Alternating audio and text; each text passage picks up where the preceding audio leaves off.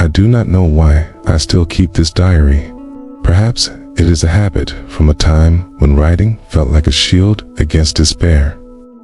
Or perhaps I am afraid that if I stop, the memories will consume me whole. The men laugh when I scribble by candlelight, but I know laughter in Stalingrad is only a thin mask.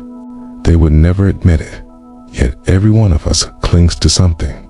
A letter, a photograph, a prayer whispered into the smoke. For me, it is these pages.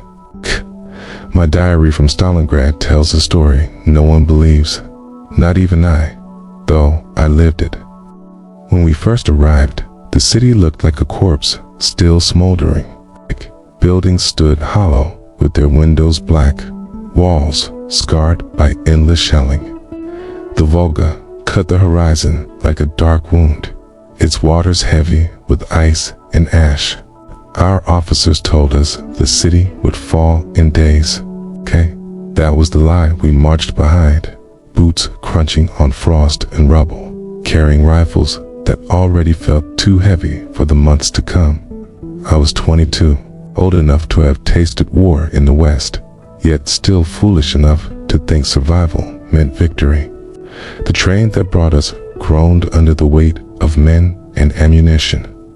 We spilled onto the platform like cattle, the air thick with smoke and the iron taste of winter. Somewhere, a gramophone played a tune, quickly drowned out by the crack of distant artillery. The first days blurred into a rhythm of fear and exhaustion. We fought not for streets, but for bricks, stairwells, rooms no larger than a closet. One moment a house was ours, the next it was crawling with Russians who seemed to rise from the very earth. Their knowledge of the ruins was uncanny, as if Stalingrad itself fought with them, spitting us out room by room.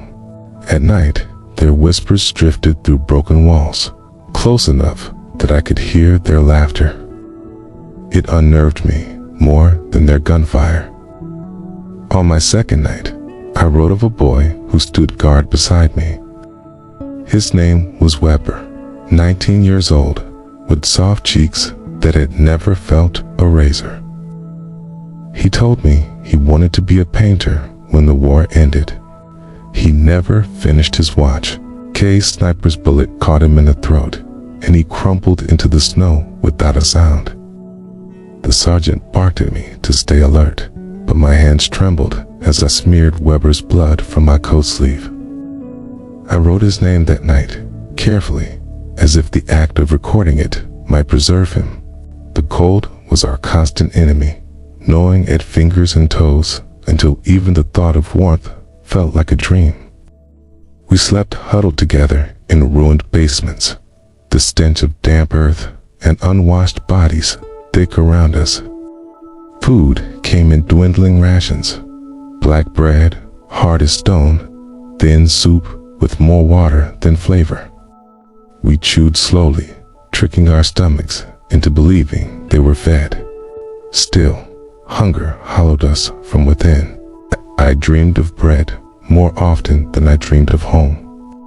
One morning, I watched a man catch a stray dog by the riverbank. He slit its throat with the bayonet and carried it back to our shelter. We cooked the meat in a dented pot, the grease clinging to our lips. None of us spoke while we ate. Shame and hunger wrestled in our throats, but hunger always won. That night, in my diary, I did not write of the dog. I told myself some truths were better left unspoken, though even silence weighed heavy. The fighting never ceased. Artillery thundered day and night, shaking the ground until sleep became impossible. We grew used to the whistle of shells, knowing instinctively which ones would fall near and which would pass overhead, but the fear never left.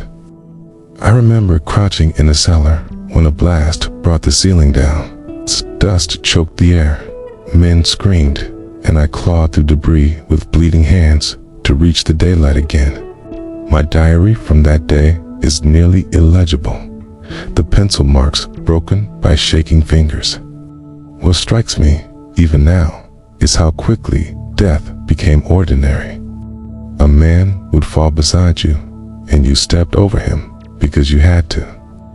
Bodies lay frozen in the streets, their eyes glazed, their mouths open as if still shouting. We used corpses as cover, too numb to feel horror anymore. And yet, when I closed my eyes, I saw their faces. I wrote them down, names, features, scraps of memory as though I might keep them alive on the page, even as the city devoured them. But there are things I recorded in these pages that no one believes. Whispers in the ruins when no Russians were near. Shadows that moved against the firelight, though no man cast them. Nights when the wind carried voices, calling us by name. I did not tell the others. I barely dared to tell myself. Yet, when I read back these entries now, my own words seem like madness. Still, I swear they are true. The days in Stalingrad blended into each other like smoke drifting over the ruins. Morning, night, it hardly mattered. The city was always gray, always frozen, always alive with the sound of guns. I tried to keep track of the dates in my diary, but sometimes I lost them. The pages are filled with scratched out numbers and guesses.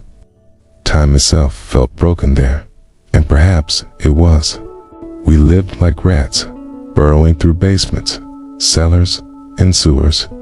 Above ground meant death, but below was no guarantee either. The Russians knew the tunnels as well as we did. Sometimes you would hear them in the walls, digging, moving, whispering. Once, in the middle of the night, I woke to the sound of footsteps directly overhead. The ceiling above me cracked with the weight. My comrade Muller whispered, "They are right above us." We lay still for hours, rifles ready, but no one came. In the morning, there were only empty footsteps in the snow. Hunger became our commander. The bread ration shrank until it was a crust the size of my palm. Men fought over mold, over potato peels, over scraps of tobacco. One soldier, I forget his name, was caught gnawing on a frozen horse carcass by the river. The officers beat him for disobedience, but later that night, half the men were sneaking to the same carcass. The snow around it was red with blood and trampled with boot prints. I wrote in my diary, "We have become wolves, and yet hunger was not the worst." No, it was the whispers, the strange things none of us spoke of openly. I still remember one night in the ruins of a factory, the walls black with soot, the air thick with the stench of burned oil. We lay there in silence when I heard someone breathing heavily just behind me. I turned, expecting to see one of our men, but there was no one. The other slept, or pretended to. The breathing continued for hours, steady, human, yet without a body. Another time, a soldier named Ernst swore he saw a woman standing among the rubble, barefoot, her dress torn and white against the snow. He shouted and fired his rifle, but when we rushed to him, there was nothing, only his wide eyes and trembling hands. He refused to sleep after that, muttering about the ghosts of the city. Days later, he vanished during his watch. We searched, but the snow covered all traces. Some said he deserted, others that the Russians took him. But in my heart, I am not sure. The city itself seemed cursed, windows shattered in the night with no wind. Distant voices call names we recognize, though the men they belonged to were dead. Once, as I was writing in this very diary, I saw words appear faintly on the page before my pencil touched it. Just one sentence, "You will not leave." I closed the book and prayed, though I no longer believed in God as I once had. When I opened it again, the page was blank. I still cannot explain it. Fear of the unseen gnawed at us as much as the Russians did. Some men drowned it in vodka when they could find it, others with madness. I remember one officer, a stern man named Vogel, who began laughing uncontrollably during a bombardment. The walls shook, plaster rained down, and he laughed until he wept. When the shelling stopped, he simply sat in silence, staring at nothing. 2 days later, he walked into the street during daylight and was cut down instantly. I do not know if he wanted death, or if he no longer believed in it. Despite all this, there were moments of strange humanity. In the middle of December, a lull in the fighting gave us a night of uneasy peace. We lit a small fire in the corner of a ruined house and shared what little food we had. Muller produced a harmonica from his coat and played a tune so soft it almost broke me. For a moment, I was not in Stalingrad. I was home, listening to the church bells on a Sunday morning. Wrote in my diary that night, "Even here, life insists on itself." But the next morning, a Russian assault shattered that illusion. They came screaming from the smoke, their rifles flashing, their bayonets glinting in the pale light. We fought like animals, clawing for every inch.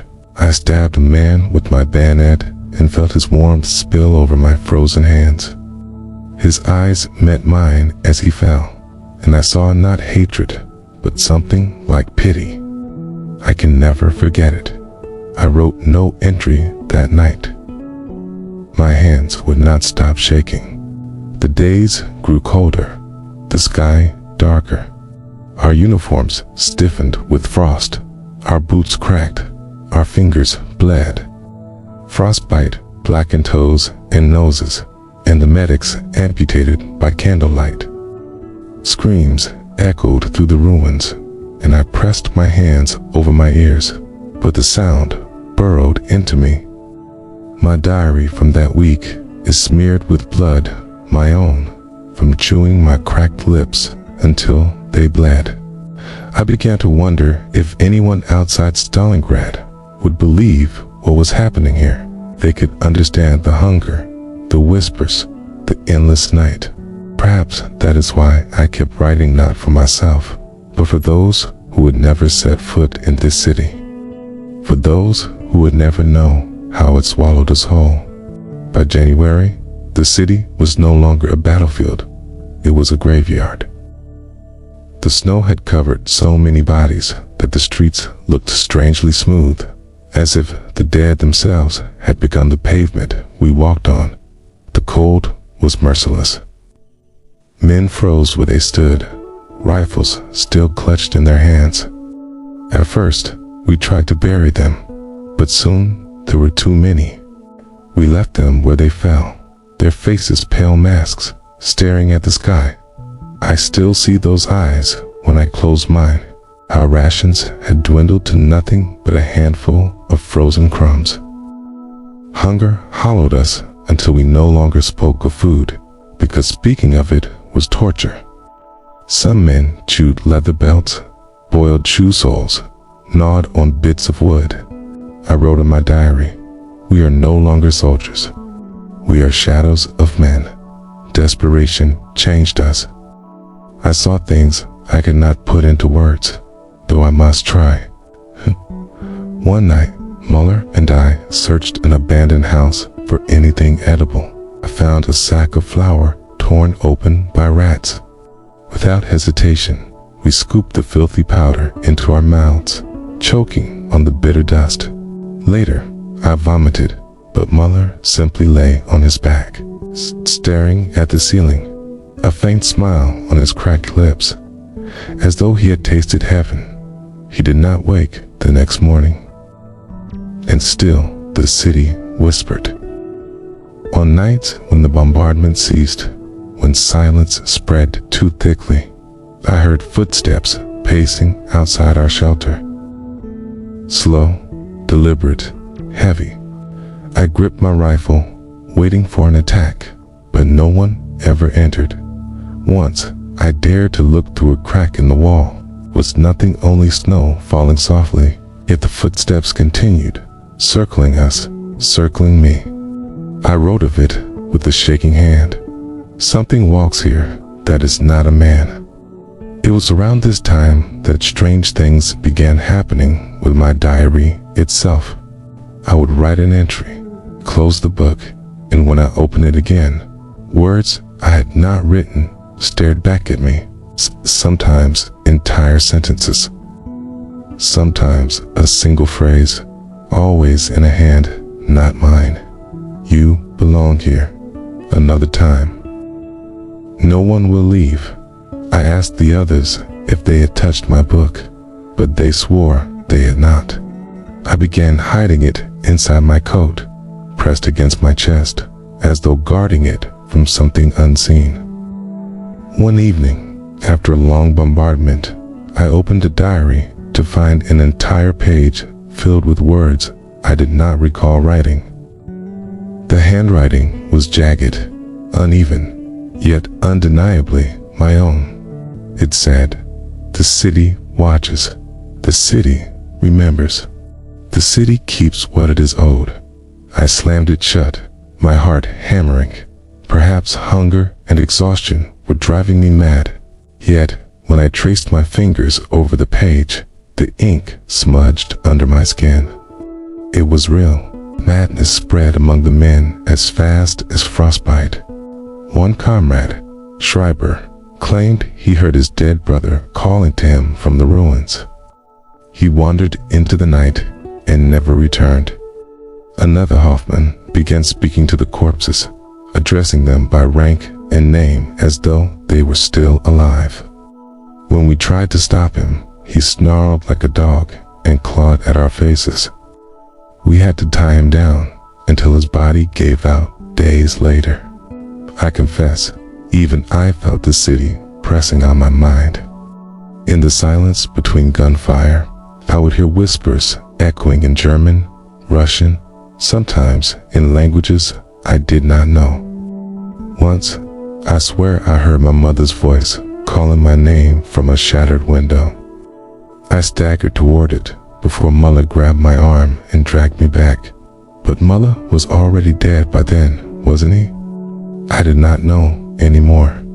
I wrote in my diary, "The living and the dead walk together here." By late January, news reached us that we were surrounded, encircled. The Russians had closed the ring, and no relief would come. Our commanders still shouted about honor and orders, but we all knew the city had swallowed us, and no one would dig us out. The men whispered about surrender, but even that seemed impossible. We were trapped not only by soldiers, but by Stalingrad itself, a city that refused to let go. One night, during the heaviest snowstorm I have ever seen, I dreamt her. Perhaps I did not dream that I walked through the ruins and saw the entire city alive. The broken buildings breathed, their windows blinking like eyes. The rubble shifted like muscles, and the streets pulsed under my feet. I heard the voices of all who had died, Germans, Russians, civilians, rising in a single howl. I fell to my knees, clutching my diary, and when I woke, the words were written on the page. We are the city. We are endless. No one believes this part, okay? They laugh when I tell it. They say, hunger, fever, exhaustion. Perhaps they are right. And yet, I remember the ink under my fingers, the sound in my ears, the certainty in my bones. I swear the city itself was alive, and it would never release us. The officers tried to keep order, but by February, their words carried no weight. Hunger, cold, and despair were stronger than any command. We had no ammunition left, no food, no medicine. The wounded lay in rows, groaning softly, their bodies already stiffening with frost. Some begged for a bullet to end their misery, but even bullets were too precious. I wrote in my diary, "We are an army without weapons, only ghosts in uniform." One evening, General Paulus himself sent down word that we must hold our positions. But what positions were there? The houses were rubble, the factories skeletons. Men hid in cellars not to fight, but simply to curl into themselves and wait for the end. I looked into their eyes and saw nothing but emptiness.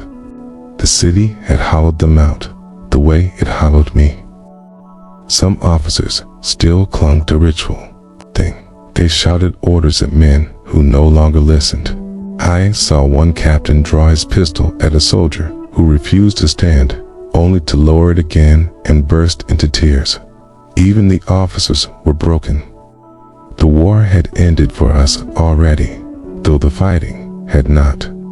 Then came the final horror. It began with a sound in the night, not artillery, not rifles, but a low hum, like 100 voices whispering at once. I pressed my hands to my ears, but it was inside my skull, vibrating in my bones. Around me, the others stirred, wide-eyed. Some clutched their heads. Some screamed. Others fell silent, as if strangled by the air itself. I staggered into the street, clutching my diary, and I swear upon all I have that I saw them. The dead. They stood in the snow, dozens of them, perhaps hundreds, faces pale, eyes hollow. Germans and Russians alike, their wounds still open, their bodies still broken. They did not move, but they watched. Every window, every alley, every ruined wall was filled with eyes. I shouted for Muller, forgetting he was gone. I shouted for Weber, for Ernst, for all of them. No one answered. Only the dead, watching. My hands shook so violently I could barely write the words later. The dead have come to claim us. One soldier dropped his rifle and walked toward them, arms outstretched. He vanished into the snow. Another fell to his knees and began praying, though his words turned to gibberish. The rest of us stood frozen, unable to fire, unable to breathe. The dead did nothing but watch. Then, as suddenly as they appeared, they were gone. The snow fell quietly, and the ruins were empty again. No one spoke of it afterward, yet I saw the terror in their eyes. Some claimed it was a hallucination, a trick of exhaustion, perhaps, but the footprints in the snow remained long after. I traced them with my own hand. They were real. After that night, discipline collapsed completely. Men abandoned their posts, wandered aimlessly through the ruins, or lay down in the snow and refused to rise. I saw comrades burn letters from home, as if destroying the words would free them from longing. Others tore pages from their diaries, scattering them into the wind. But I clutched mine tighter than ever. This book was all I had left, proof that what I saw, what I lived, had truly happened. When news of surrender came, there was no cheer, no relief, only silence. We lined up in the snow, rifles lowered, eyes downcast. Some men still wept, others stared blankly. I remembered the sound of boots crunching as the Russians approached. They did not shout. They did not mock. They simply took our weapons and looked at us with expressions I could not read. Pity, perhaps, or disgust. I wanted to tell them about the whispers, about the shadows, about the night the dead came, but I said nothing. Who would believe me? Even now, I do not believe myself. The diary grew heavier in my pocket, as if it carried not just words, but the weight of the city itself. At times, I wanted to throw it into the fire, but I could not. I felt certain that if I destroyed it, I too would vanish, as so many had. We marched from the city, stumbling over snow and corpses, the smoke of Stalingrad rising behind us. I looked back once, only once. The ruins seemed alive, shifting in the haze, watching us leave. I wrote my last line for that day. Stalingrad does not release its prisoners, not truly. Captivity was not freedom. It was another kind of prison, though at least one where death did not stalk us every second. The Russians herded us into columns and marched us away from the ruins. Many fell on the road, their bodies too weak to continue. The guards did not shoot them. They simply stepped over the fallen and pushed us forward. The snow swallowed them without protest. I still carried my diary hidden under my coat, but the weight of it felt heavier with each step, though it was only a small book. I feared the Russians would take it, but they never searched me closely. Perhaps they thought I was too broken to matter. Perhaps they were right. We were crammed into makeshift camp barns, ruined factories, open fields surrounded by wire. Food was scarce, water frozen. Men coughed, shivered, wasted away. Some prayed for home. Others cursed their commanders, their country, even themselves. I wrote, "We are not prisoners of war. We are prisoners of fate." At night, when the others slept, I opened the diary and read the words I had written in Stalingrad. Sometimes I did not recognize them. Sometimes I found new ones scrawled in margins where I swore there had been nothing before. Once, in a shaky hand, unlike mine, it read, "You left, but you will return." The ink was fresh. I touched it, and it smeared beneath my finger. I did not show it to anyone who would believe me. I would say, hunger and fever played tricks on me. Perhaps they were right. But when I closed my eyes, I still heard the whispers. Even far from the ruins, even in the silence of the camps, the voices followed. The Russians questioned us, but there was little to tell.